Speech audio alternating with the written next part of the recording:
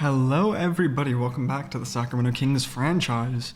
In this episode we're going to be getting a bit into the off-season, but I want to start with the episode by getting into some more of our team stuff because I realized I didn't really get into that last episode. So we ended the 13th seed in the West with a negative 7.8 point differential, and we only won 29 games, which is not great.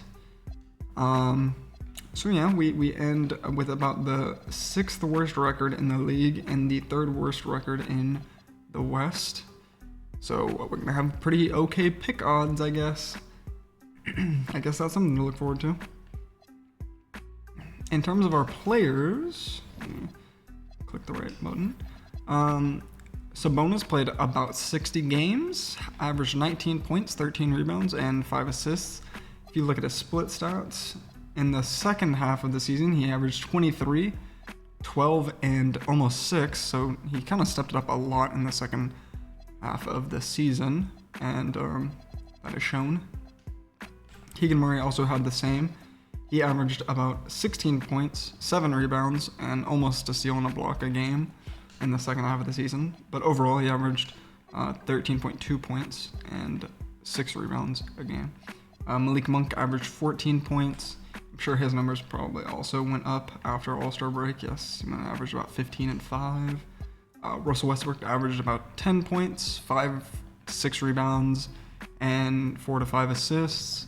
Bogdanovich averaged about 10 points. Same with John Collins. Dennis Schroeder averaged 9. Nate Clifford averaged 8, 3, and 1 assist. Looking at his stats, they also went up after All-Star break, which is good to see. So overall, Keon Ellis, we can talk about him too. He averaged about 6 to 7 points, about 2 to 3 rebounds a game, and a steal and a block in the second half of the season, which is good to see. But yeah, overall, not a necessarily successful season, but it's about what we wanted from our team, considering we wanted to actually enter a tank rather than be mediocre. So I think it's about time we really head into the offseason. So let's do that now. Alright, so getting into the offseason, we obviously failed our governor's goals because he probably wanted something a bit ridiculous like making the plan, but for the 5th year straight, but that's alright. We're gonna get into the yearly review, I guess. I'm kind of new to this stuff. I've not really gone through this because it's a new feature they added this year. So this is gonna be new. Looks like our market size is pretty low. Our governor support is about medium. Our team finances, I don't think that looks good. Our team performance doesn't look too good, which is not great. I'm assuming the red means it went down from what it was. So alright, we'll see whatever that means. It looks like we have negative 5 of 17 points, so we're going to have to take stuff away. Wow, okay, this is interesting. Negative 5, huh?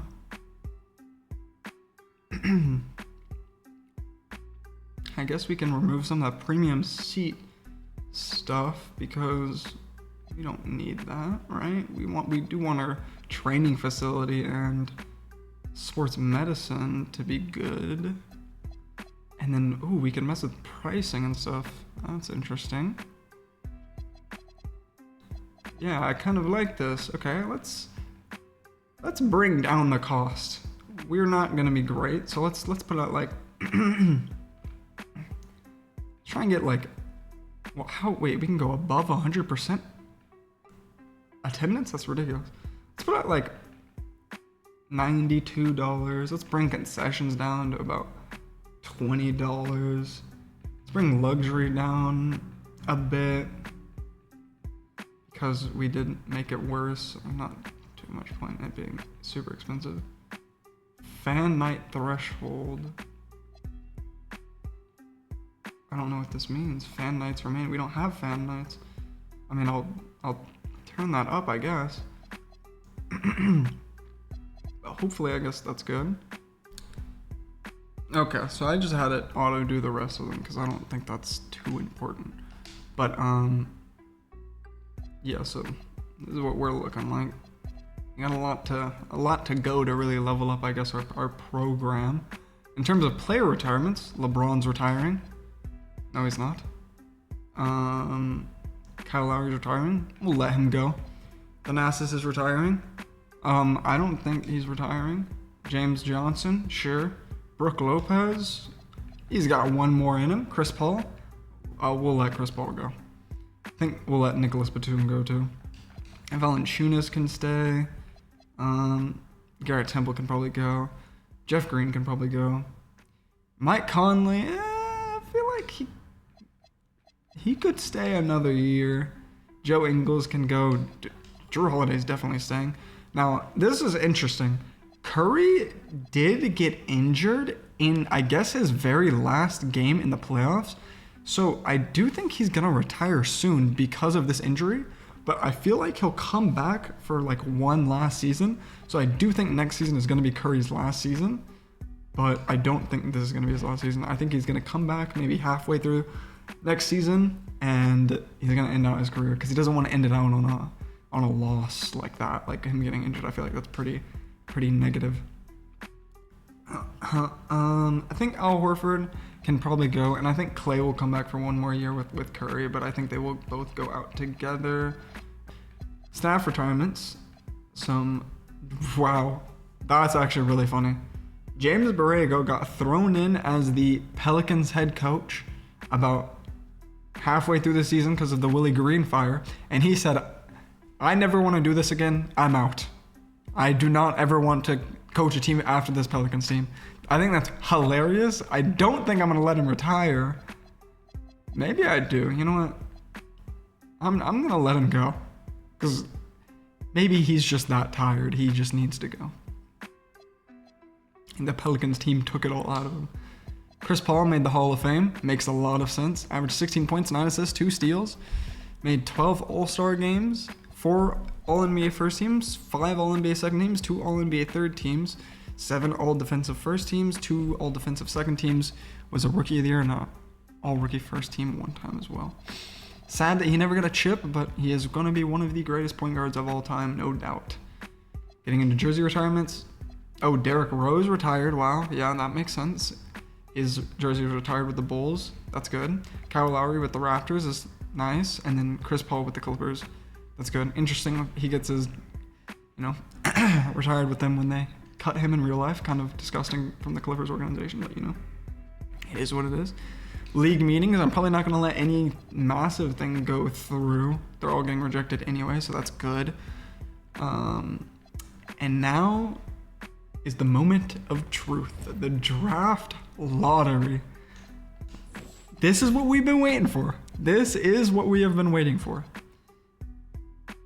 Now, what are the odds looking like? I believe that Bucks pick that is at number 2 is going to be going to the Hawks. I'm not sure if those picks are set up correctly. I tried to redo all the picks and make them correct, but some of them might not be correct. So if they aren't, then they aren't. But I think I fixed most of them. And if there's like ones that like stand out like a lot, like that Bucks pick, like I know that's going to the Hawks. So the Hawks will be getting whatever pick that is. But besides that, we have the 6th odds, 9% chance at the number 1 pick. The Wizards are first, then the Hawks, Thunder via Utah, but I think that's protected. So that's going to go to Utah. I think if it's top 9 or something, but I think it's a top 10 protected in the game. Then Pacers, Nets, us, Celtics, which is pretty interesting. Mavericks, Hornets, Bulls via Portland, but that's lottery protected, so I think that's going to Portland regardless. And then Bulls, that's their actual pick. Then the Suns, Cavs, and Raptors. It's kind of interesting that the Cavs are getting a pick because Minnesota isn't making the playoffs. So I'm not sure if that's a protected pick or not, but we'll see probably after this lottery. But yeah, we're just going to get into the lottery now, and we're going to see what happens. Hopefully we jump up I at least want to be top 5 or 6. I think 5 or 6, you're getting a good player. Dropping to 7 and 8, you're getting a little dicey. You might not be getting one of the guys that we really want, and we'll go over that after the draft lottery. But yeah, let's just get this thing started. All right, let's get the draft lottery underway. Let's get into this. 14th pick is going to the Toronto Raptors. Okay. That's good. We don't want jumps here. Jumps mean that we're going to go down probably, because that means other people are going up. Okay, the Timberwolves are keeping their pick. So that must have been lottery protected. So the Cavs were going to get that pick, but it was lottery protected, so it goes to the Wolves. They're going to keep the 13th overall pick. That's good. The Grizzlies going to keep theirs. Nice. That's good to see. So far, so good. The Bulls. The Bulls are going to get the 11th pick. Okay. All right. So far, so good. No jumps yet, which is good. We don't want to see jumps. Okay. The Blazers jumped. That's not good. The Mavericks are next. And the Mavericks jumped. Oh, that's really not good. So we are probably getting the 8th pick unless we jump. We don't jump. So we are going to have the 8th pick. Did she just say that we have the most lottery picks of all time? That is really sad. So the 7th pick says it's going to go to the Nets, but it's going to the Pacers. The Pacers dropped to 7. That's not good for them either. All right. So the Nets top 4. Mavs, Nets, and Blazers top 4. The Jazz are going to stay at 6. So the Jazz are going to be at 6. Wow, this is the draft lottery. Holy cow. It does not favor the bad teams at all. So far, the Kings, which was us, the Pacers, and the Jazz were some of the worst teams in the league, and we are getting 6, 7, and 8. And the Blazers, who were almost a play-in team, and the Mavs, who were almost a play-in team, both jumped top 4. The Hawks, oh my god, the Hawks are top 4. All of the good teams got top 4. I guess the Hawks is, okay, the Hawks is from it's the Pelican swap. Okay, that actually makes sense. No, that actually makes sense. Okay, so the Wizards landed a 5th. Okay, so the Wizards were bad and they didn't land a top 4 pick. That's, Jesus Christ. This is a brutal draft lottery. This one is the Pelican swap to the Hawks, and okay, they're going to be top 3. So the Mavs are getting the 4th overall pick. Wow, so they choose to pivot off of Anthony Davis, and they get repaid with the 4th overall pick. That is crazy. The Mavs lottery luck has been insane the past 2 years. All right, so I think it's the Nets, Hawks, and Blazers left. The Blazers are still on the board. And the Hawks are going to get 3rd. The Blazers are still going to be on the board. The Blazers are about to have a stacked roster. So much so, they might have to make moves. They almost have too many guys. Wow. Okay, so it's Trailblazers and Nets. At least the Nets are getting some luck. Are they going to get the 2nd and 1st pick? Okay, so the Trailblazers get number 1 and the Nets get number 2. At the very least, the Nets, a horrible team, got the 2nd overall pick, right? At the very least. But wow, the Blazers jumping from, what was that? They were 10th odds? That is ridiculous. Wow, wow, wow. So we are going to have the 8th pick in this year's draft. All right. That is something. Wow, wow, wow. I did not expect to get screwed over like that. Wow, wow, wow. Ignore this mock draft. I just edited the draft class and then loaded it, and so it's a bit funky, but teams will know who they're drafting, and the draft should be making sense. Like, Boozer's gonna be top 3, you know. But wow, we're picking 8th. Okay, that's very interesting. Wow, wow, wow. So just looking at the prospects here, it is looking like 8th is gonna be around. Okay, we could still get a Mikal Brown. Maybe, do we want to go for a rebounding center like Hans Steinbach? I don't think so. Do we want a point guard like Phylon? He's not the youngest. I think if we went for a point guard at this range, it might be the Kingston Flemings maybe. Or if Mikal Brown is there, it's probably going to be between those two if both of them are available. And if both of them get chosen by then, I don't know, hopefully a Caleb Wilson could fall to us. He's not gonna fall to us, I'll tell you guys that much. But if he did, we'd take him. If it's not him, Jesus, if it's not those three, I have no idea who we would take. Koa Pete doesn't really fit in the NBA. He can't shoot the three, but his mid-range and close game is good. Wow. Maybe a Yesafu. We reach on a Yesafu. Wow, this is a decision we're gonna have to make. I didn't think it would be this bad, I'm not gonna lie. I did not think we'd be getting the 8th overall pick, but I guess we're gonna go into staff signings now, so we can look at this. Oh, I'm on the Knicks right now. Oops. I was like, that is not our coach. Okay, so Doug Christie has 1 more year on his deal, which is perfect, honestly, because I said this at the beginning of the year. We were going to... This year didn't really count as a Doug Christie year because we were changing so much. Next year is when it's going to start, and it's going to be like, Doug Christie, if you're bad, we're going to hold you to it. And, you know, we don't expect him to be really, really good. We don't expect to be a really, really good team next year, but we want to see improvements in our guys, right? Yeah, I'm going to fill in the staff for the rest of the league as well, and then I'll be back. So, yeah, I'm going to deal with that right now. Okay, so for the most part, with the staff signings, let the CPU handle most of it besides the head coaching decisions, because I think those are the ones that really matter, if they even matter at all in 2K. So, but the only area that really mattered was for 2 teams, because there's only 2 teams that had changes in the head coach, and that was the Nuggets, but they just re-signed David Adelman, and the Pelicans.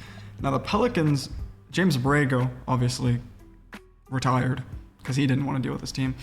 They signed Taylor Jenkins. Now, don't get me wrong. I had to create Taylor Jenkins because he's not in the game. But I think he'd be a good coach for them. So I recreated him a little bit and put him on their team. So this is kind of like a new guy in 2K's realm. So he's not going to have the stats that, all the stats that Taylor Jenkins would have. But I kind of like remade him, just so we're clear. But yeah, that's the only thing that changed. Everything else that was just like CFO or assistant GM signings. So that's staff signings. Nothing really changing too much, especially for us. We are staying with Doug Christie as the coach for this season. And yeah, everything else is pretty much the same. So not too much to change there. Alright guys, so I've already went through the draft combine and pre-draft workout stuff, but I'm not going to go through that too heavily. Because, I mean, sure, some of the stuff is interesting. See, oh, Cameron Carr has a 41-inch vert. That's cool. He shot good from 3. But instead, I have a file with the top 30 prospects in the draft on each team, or 15 on each team, and we're just going to watch a scrimmage between the two that I'm going to commentate over, talk about who we're thinking about drafting, the different prospects, and all that. So I think that's a bit more interesting than going through the draft combine and pre-draft workouts. So I'm just gonna skip those really. I mean, you can look at them if you want here, but yeah, I'm just gonna go straight into that pretty much right after this. I'm gonna be commentating over it, and I think that's a bit more interesting than all of this. So yeah, we're gonna go into that right now, and hopefully you like that. So yeah, going into that now. All right, everybody, we're getting started quick here. We're gonna be playing 6-minute quarters. We're starting with the Darren Peterson pull-up. Love to see it. He's got a silky smooth game. Cameron Boozer block on the other end. We're gonna be fast with these highlights. A couple things I want to note. I think I'm gonna save the draft for next episode. Mikael Brown with the crossover to the dunk. That was disgusting. I think I am going to be saving the draft for next episode because this episode's already almost 20 minutes long. It's going to be about 26 minutes total. And the draft is going to be like really long and a big thing. So I don't want to just rush through it. So I think I'm going to make this episode 9.5, kind of like a filler episode where we're going through the slow off-season stuff, and then the next episode we'll do the draft and maybe get into some of free agency. I'm not too sure. AJ DeBonsa with the little layup there. So I hope everybody's okay with that. Cameron Boozer dunking it down. He's getting active this game. He's gotten a couple blocks already and a poster, which is nice to see. Darius Cuff Jr. with the ball. He's gonna drive, see a wide open lane, and get the easy layup. Nice little two-pointer from him. Jaden Quinton's down on the other end, hitting the layup after the pass down the court. Got Malik Thomas with the ball. Gonna give it off to Barian Phylon, who gives it off to Patrick. There's the Cup Jr. with the ball. He's gonna use the screen and pull up. He's gonna hit the three. Nice shot from Darius Cup Jr. Playing pretty good in the showcase.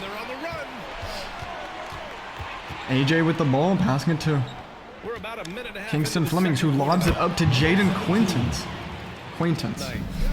who taps it in off the lob. Beautiful lob from Kingston Flemings. Kingston Flemings running off of the handoff, gets the easy layup. He's using his speed very well in this showcase. Abdallas moving around, using nice handle, getting the layup. Nice moves from him. He's a good ball handler. He's a jumbo ball handler.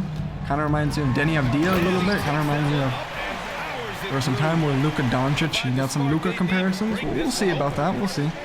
Cam Boozer had another poster. He had another lob there from Kingston Flemings, but it gets the offensive rebound by Hans Steinbach, who puts it back. Nice to see that. Good work on the boards from him. Cam Boozer putting in a lot of work this game. Gets the double sent his way, then kicks it out to Mikal Brown Jr., who gets the three. He's also looking good in this showcase. Mikal Brown Jr. gets blocked. AJ DeBonsa with the block. Good block by AJ. AJ now coming back with the three on the other end. So you got a block and a three and a couple two-pointers as well. Beautiful start from him. It's gonna be a quick showcase game. I didn't want to spend too much time going through all of this. But Cam Boozer's really showing out in this one. He's gone to the line a lot. He's got a lot of layups, a lot of dunks, some good passing. Kingston Fleming showing off the speed again, dunking it. He's been looking good in the showcase too. Hans Steinbach has been playing pretty okay defense, but Cam Boozer has just been dominating. He's gotten a lot of touches off the ball too. Mikal Brown Jr. forcing his way inside with the little toss with his right hand that goes in. Nice.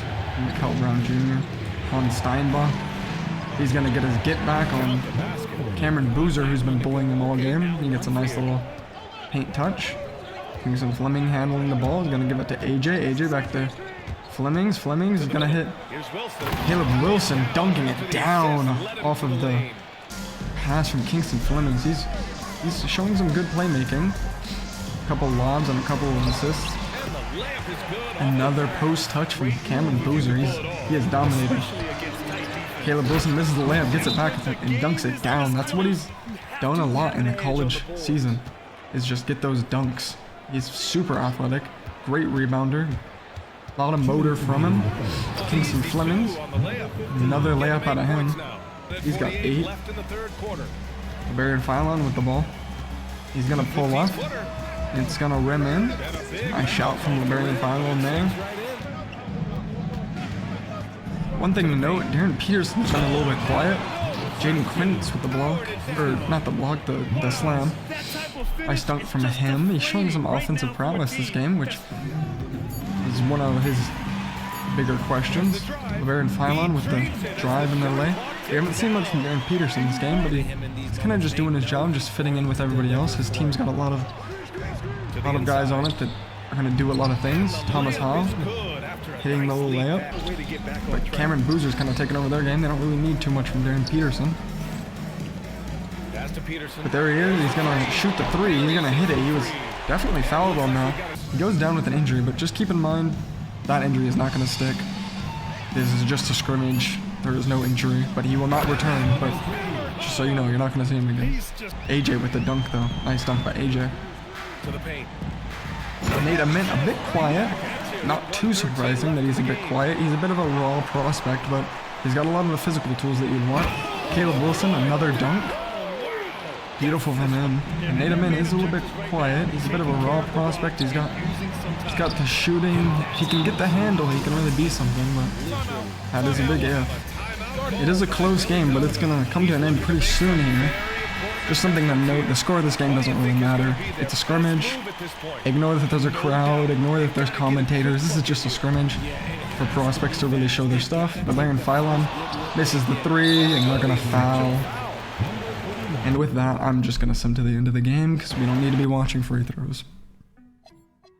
Going over their stats, Cam Boozer, 17, 5, 2, 1 steal, 3 blocks. He didn't shoot perfectly, because he was being guarded by a good defender in Hans Steinbach, but Mikel Brown Jr., 7 points, got an assist and a block in there even. Liberian Phylon, 6 points, 3 assists, good ball movement. Darren Peterson got 5 points, he had a nice little silky smooth pull up and then a nice 3 later on. Caleb Wilson, 11 points, 7 rebounds, showing his defensive tenacity, showing his rebounding. Good dunks by him. Kingston Fleming showed some good stuff. AJ showed some good stuff. Hans showed some good defense and rebounding.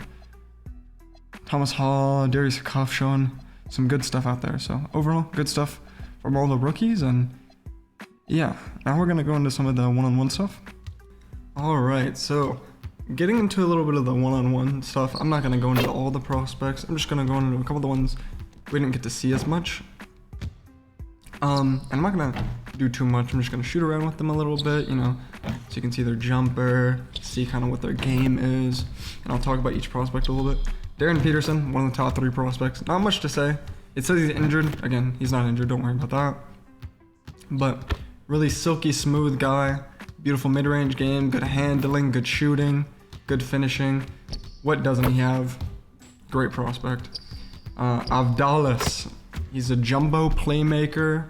I think during the scrimmage I compared him to Denny, and he's gotten some Luka comparisons. That's a bit much, I think, but you know, he's got some good playmaking, good ball handling stuff. He can shoot it a little bit. He can shoot it on the move a little bit. Good skill set from a jumbo guy that you don't see too often. Matt Abel, he's one of the lower ranked guys, but he's kind of just a shooter, scorer kind of guy, but he's not very athletic. But, you know, maybe a team can pick him up in the late rounds and get, you know, a good shot maker to add to their roster, who in the future, and maybe he does turn into something interesting. But yeah, who knows? He's got he's a nice 3-point shooter, good mid-range shooter. Not a whole lot of athleticism, but that's all right. Not everybody's gonna have that, right? Yesufu. Now Yesufu is kind of the exact opposite of Matt Abel. He is a scorer who can't really shoot, but is so physically dominating that somebody is probably going to pick him, like pretty highly. He's a good rim attacker. He's super strong, super quick, super athletic, got a lot of bounce to him. So he's almost the exact opposite of Matt Abel, where he's not really the most gifted in talent, but physically he is off the charts. Next up is Chris Sinak Jr. Now he has a very interesting game. I think I'd most compare him to a Jabari Smith Jr., who he's really big. He's like the size of a center, but his offensive game isn't really that of a center. He loves the mid-range. He is a mid-range menace. He loves shooting the ball, just like Jabari Smith, even though he is a bit oversized. But he does lack in some of those center areas, so he's kind of a tweener, even though he's so big. Koa Pete, another very interesting prospect. He's not a 3-point shooter pretty much at all. He doesn't shoot it often, and he doesn't shoot it that well, but his mid-range and close shot scoring is pretty fantastic. He's really strong, really aggressive, a decent passer, and he is kind of a tweener as well, where he's kind of like power forward size almost, but power forward, small forward size, but he doesn't have the 3 to be a small forward. So is he a power forward, or is he gonna learn to shoot it? I don't know. He's kind of a question mark prospect because of that. Kingston Flemings is a big guy, super quick, super athletic, great vertical, good speed. He's a decent shooter. He kind of broke out this year for Houston. And yeah, he's got it all. He's decent defensively, not super great. He's an okay playmaker. We saw a lot of that in the showcase game where he was throwing a lot of lobs. He was getting some good assists. He was getting some dunks, some blow-bys with his speed. Good athlete, good point guard prospect. If he's there, I'd love to take him, but I don't know if he will be there. Isaiah Evans, he is a pretty much 3-and-D guy. He could have went into the draft last year, but decided to stay at Duke, and I don't know. I feel like his game didn't evolve much by staying, so I'm not sure if that was the correct decision. But hey, to each their own. He's got the shot. He's a good 3-point shooter, but it's just what else does he do? That is the question that he's going to have to answer throughout his career if he really wants to, step up his game.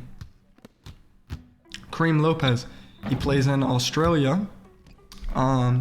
He is really big, as you can see. Another one of those tweener kind of guys. He's pretty big, so you would think he'd play the 4, but